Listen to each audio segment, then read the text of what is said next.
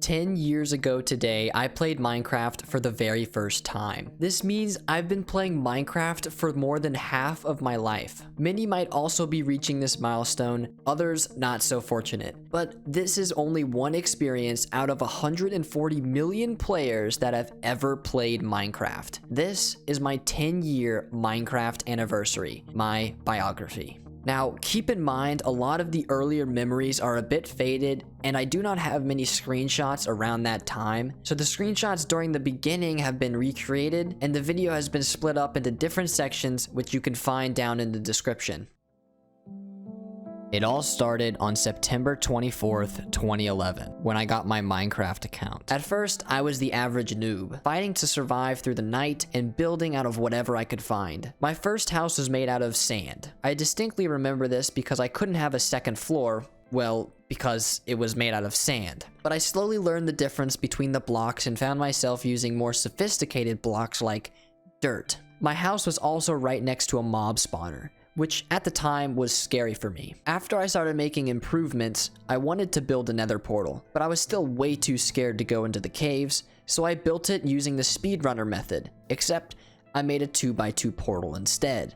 So I couldn't light it and I couldn't break it, and better yet, it was right in front of my house. So you could imagine I was pretty upset. This was back in version beta 1.7, before the end dimension was added. And finally, on October 6th, 2011, Minecraft updated to beta 1.9 pre-release 3.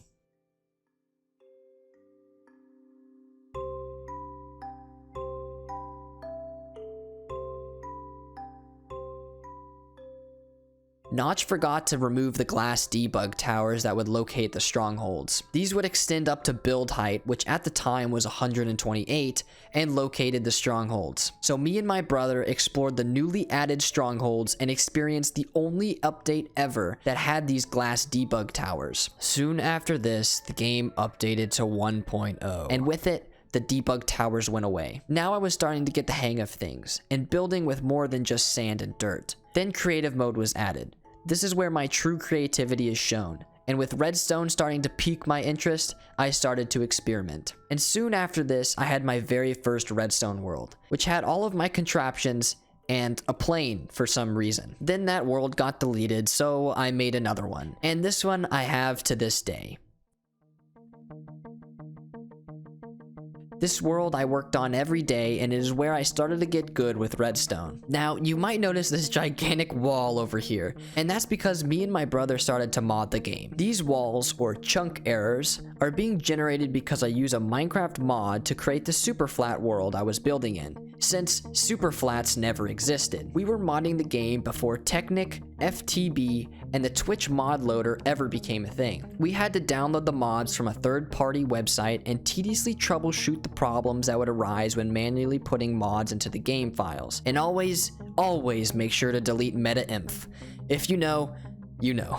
This, compared to the modern mod loaders of Minecraft 1.17, where you can get any mod with a click of a button, was a lot harder. Although we successfully got mods to work like Mo Creeps and Weirdos, the Aether 1, Tropic Craft, and the Twilight Forest mod into the game. When mod loaders started to become popular and my like for mods faded, I transitioned back into my redstone. And with this newly found redstone knowledge that I had acquired over the years, I started to work on my very first Minecraft custom map. Now, if you don't know, I've created many Minecraft custom maps that you can download even to this day on Planet Minecraft. My first map, Wool Place, took weeks to make and required me to learn command blocks, which again opened another avenue for me. After making and releasing Find the Lost Treasure, Pyramid Adventure, and Payday 2, I started to get the hang of command blocks. This brings us to the version 1.13. Now, there's a ton of stuff that I skipped on, like playing multiplayer with friends and going back to beta,